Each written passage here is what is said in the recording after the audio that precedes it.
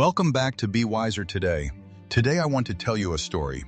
It is a story about pride and judgment, about the masks people wear and the truth that eventually comes out. It is a story about a man who rose from nothing and became everything, only to forget the very struggle that made him who he was. It is a story about a king who looked down on the very people he used to be. And it is a story about what happens when the person you dismiss turns out to be the one person who holds your entire future in their hands. This story is not real, but the lesson at the heart of it is as real as it gets. King George was not always a king. He grew up hungry in a small, poor farming village, wearing threadbare, heavily patched clothes. He knew what it meant to be nothing, to be completely invisible to those in power. When George was 15, he left the village to find work in the capital. He had nothing but a small bag of clothes and a fierce determination to never be poor again. He found work as a servant in the royal palace. It was a lowly position. He scrubbed floors, cleaned chambers, and carried heavy loads. He was invisible to the royals who swept past him in their silks and jewels. But George was patient. He was hardworking. He was loyal and respectful to everyone, no matter their station. And that loyalty caught the attention of King Edward. King Edward was a good man, but he had a problem. He had no son. He had 4 daughters, but no male heir to inherit the throne. The kingdom was growing restless. The nobles were circling like vultures, each one hoping to marry one of the princesses and claim the crown for themselves. King Edward knew he needed a strong, loyal man to lead the kingdom after him. He needed someone he could trust, someone who had proven their character. He looked around his court and saw nothing but greed and ambition. And then he looked down at the quiet servant who had never once asked for anything. King Edward called George to his private chambers. The servant trembled with fear, thinking he had done something wrong. But the king smiled and said, "I have watched you for 5 years. You are loyal. You are honest. You are hardworking. You treat everyone with respect, from the highest noble to the lowest stable hand. I need someone like you to lead my people. I want you to marry my daughter Kathy. You will become my heir." George could not believe what he was hearing. He fell to his knees and wept. He had never imagined such a thing was possible. The wedding was grand. The kingdom celebrated. George went from being a lowly servant to the future king of the entire realm. At first, he was humble. He remembered where he came from. He treated the servants with kindness. He spoke to the poor with warmth. He promised himself he would never forget the struggle. But something began to change. The years went by. King Edward died, and George ascended to the throne. He became King George, the ruler of a prosperous nation. He grew accustomed to the finery, the deference, the power. And slowly, almost imperceptibly, the man who had once been grateful for every opportunity began to look down on everyone else. He developed a sharp eye for status. He could tell the price of a suit from across the room. He could spot a fake handbag from 10 feet away. He learned to read people by the way they dressed, the way they spoke, the way they held their cutlery. He had no tolerance for people who, in his mind, did not belong. He forgot that he had once been one of them. He forgot that the very same people he looked down on were the ones who had raised him, fed him, and shaped him into the man he had become. The memory of his humble origins became a source of shame, not pride. His son Benjamin was the opposite. Benjamin had grown up in the palace, surrounded by privilege and luxury, but he had his mother's gentle heart. He was kind and unassuming, the kind of man who did not care about status or wealth. He fell in love with a woman who worked as a nurse in the village, a young woman named Maya. She was quiet, compassionate, and beautiful. She wore simple clothes and carried herself with a dignity that had nothing to do with her station. Benjamin loved her deeply, and he did not care about her background. When Benjamin told his father he wanted to marry Maya, King George was furious. He had spent years building the royal legacy. He had worked so hard to elevate his family to the highest station. And now his son wanted to marry a peasant, a black girl from the village. It was an insult to everything George had built. He forbade the marriage. He shouted. He threatened to disown Benjamin. But Benjamin would not be swayed. He loved Maya, and he would not let his father's pride stand in the way. He married her anyway, without his father's blessing. King George refused to acknowledge the marriage. He refused to call Maya his daughter-in-law. He refused to even speak her name. For 2 years, Maya attended family events. She smiled politely and kept her head down. She tried her best to fit in, but the treatment was relentless. The other nobles whispered behind their hands. The servants were told not to serve her, and King George himself would look straight through her as if she did not exist. Maya never complained. She just smiled and kept going because she loved Benjamin, and she knew that pushing back would only make things worse. Then came the celebration. King George was hosting a grand feast to celebrate his 20th year on the throne. It was the event of the decade. Every powerful person in the kingdom would be there. Nobles, merchants, ambassadors, and business leaders. It was George's moment to show the world just how far he had come. And he had made it clear that Maya was welcome to attend, only if she did not embarrass the family. He did not say it outright, but the message was unmistakable. Do not show up looking like you do not belong. Maya wore a simple blue dress. It was modest and elegant, nothing flashy. She had saved for weeks to buy it. Benjamin told her she looked beautiful. That was all she needed. She walked into the great hall that night with her head held high. The hall was magnificent. Crystal chandeliers, silk banners, long tables laden with food. The guests shimmered in their finest attire. Maya felt the eyes on her immediately. She knew what they were thinking. What is she doing here? She does not belong. King George spotted her almost immediately. He was standing near the head table, surrounded by admirers. When he saw Maya, his face tightened. He turned to his wife, Queen Kathy, and said something under his breath. Kathy laughed, a thin, brittle sound. Maya tried to ignore it. She found a quiet corner and stood there, trying to be invisible. But she was not invisible. Not to King George. He had not forgotten. He would never let her forget. The first incident came early in the evening. A waiter was carrying a tray of drinks, and one of the guests bumped into Maya. The tray wobbled, and a goblet of wine splashed onto Maya's dress. The guest looked at Maya with disdain. "Watch where you are going." Maya apologized, even though it was not her fault. Benjamin rushed over. "Are you okay?" Maya nodded. "It is just a dress." Benjamin looked at his father across the room. King George was watching with a small, satisfied smile. He had seen the whole thing. He had done nothing. The second incident came an hour later. King George made a speech toasting his reign, his legacy, his family. Benjamin was mentioned briefly. Maya was not mentioned at all. It was as if she did not exist. When George stepped down from the stage, he made his way through the crowd, shaking hands and accepting congratulations. He stopped in front of Benjamin and spoke in a low voice. "You should have kept her home." Benjamin's jaw tightened. "She is my wife." George smiled coldly. "Barely." The third incident was the worst. Queen Kathy had been using her new iPhone all evening. She was obsessed with it. She had been showing it off to everyone who would look. At some point, she placed it on a small stool near the buffet table while she fixed her hair. She forgot about it. When she realized it was missing, she panicked. She rushed to King George.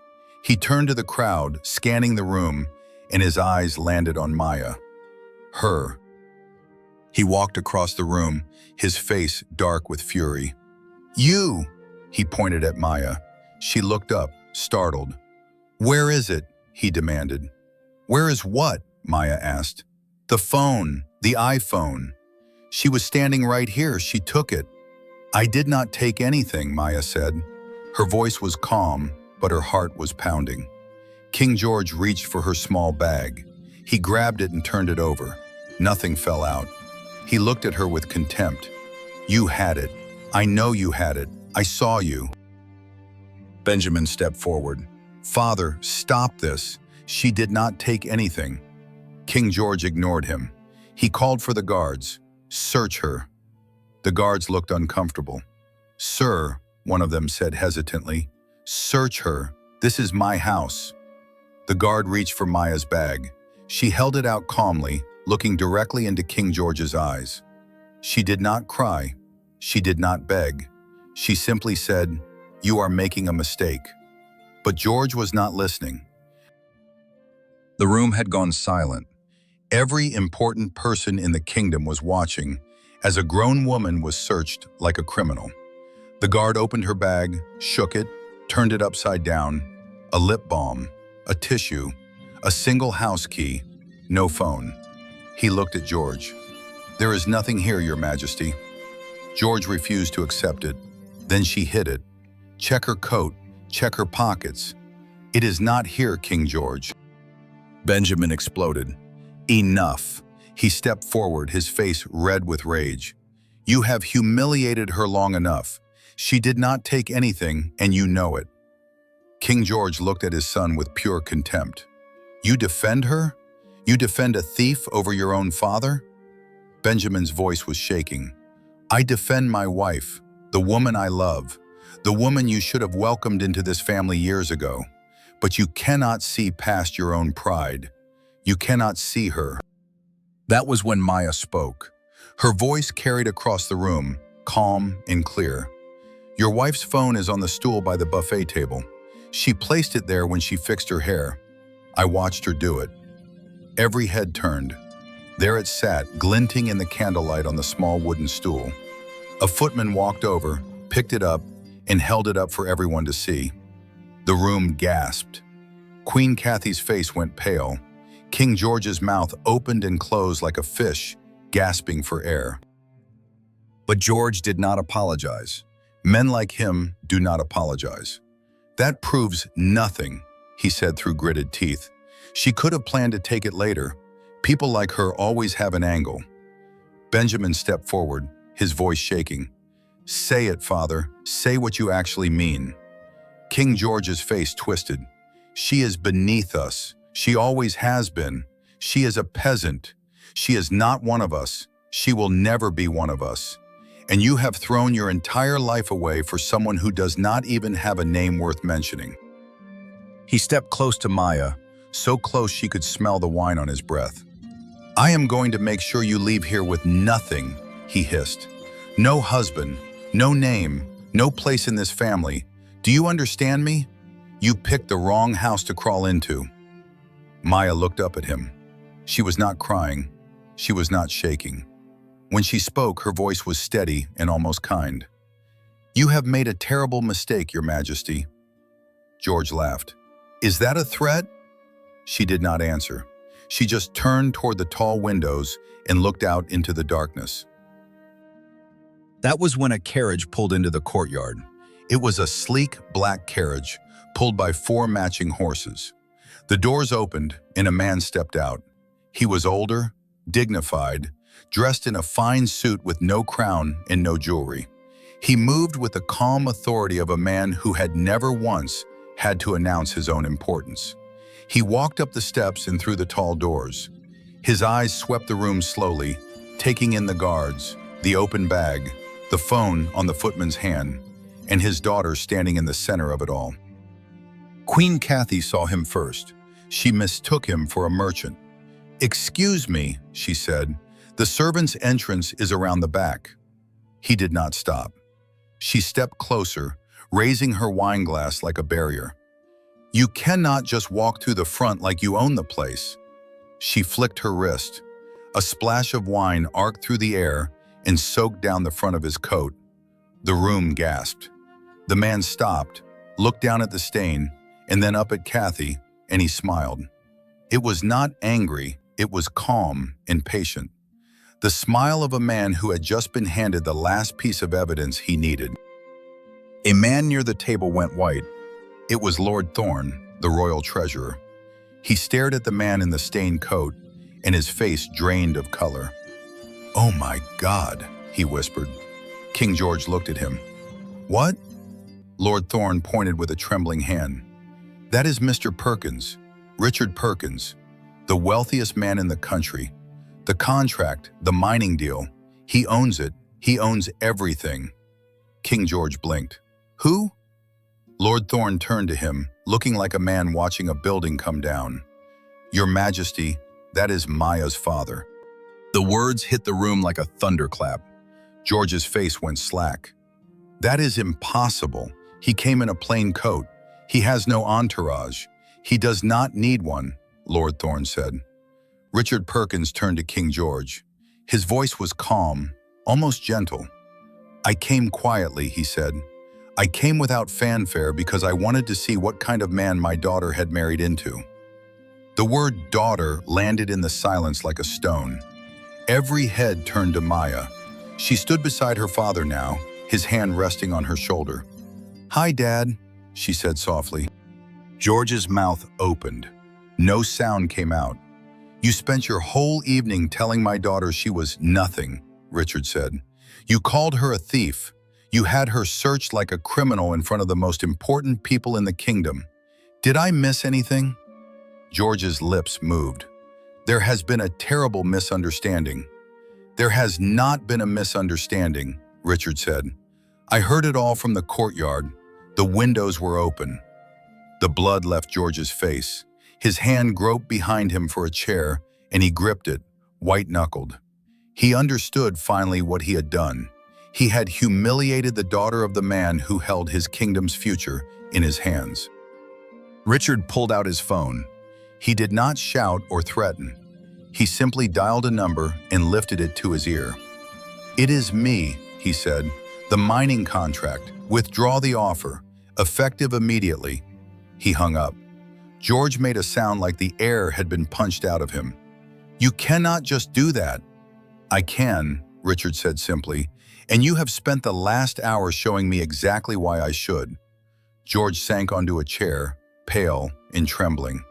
The guests had their phones out now, openly recording. The servants stepped back.